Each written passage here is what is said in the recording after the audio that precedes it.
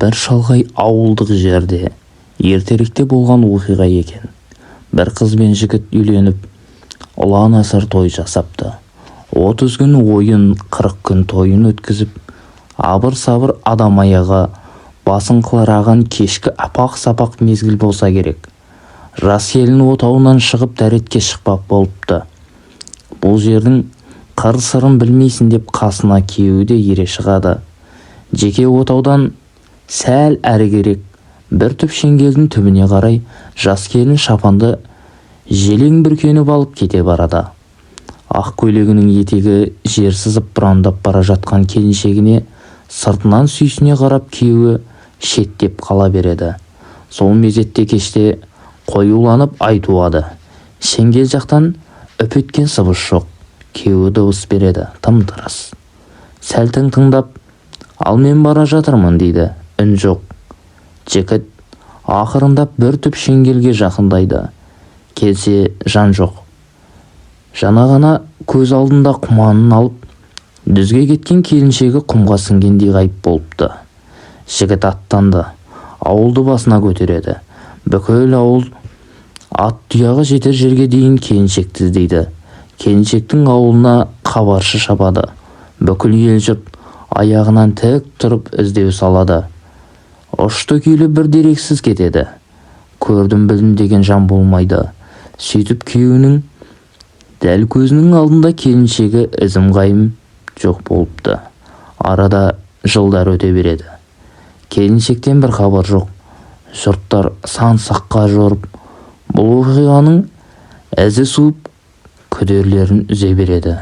Неше жаз, неше күз өтеді. Өмір алға жылжи береді.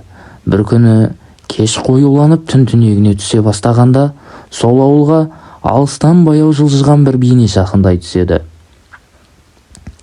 Алғашқыда оны ешкім байқамайды. Тек түннің түнегін әппақ ай қуып байқамайды.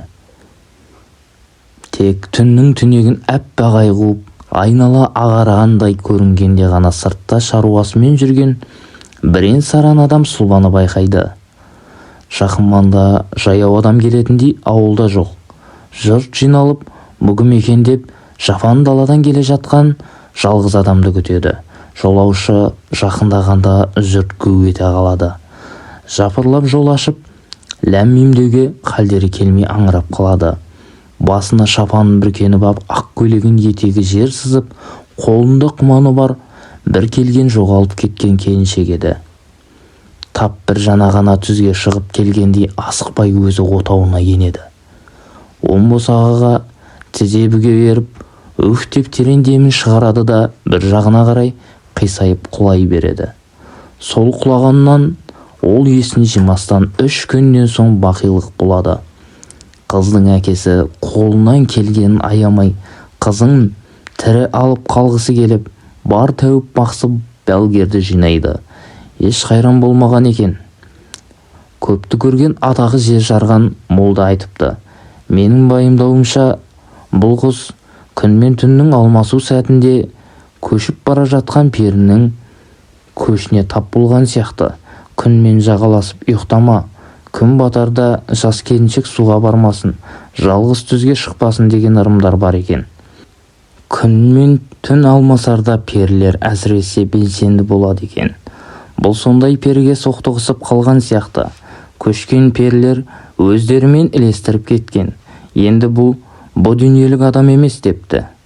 Әрқашан білген дұғамызды оқып, отырсақ та тұрсақ та бисмилля деп жүрейік. Қалайда бір тылсымның бар екені ақиқат екен.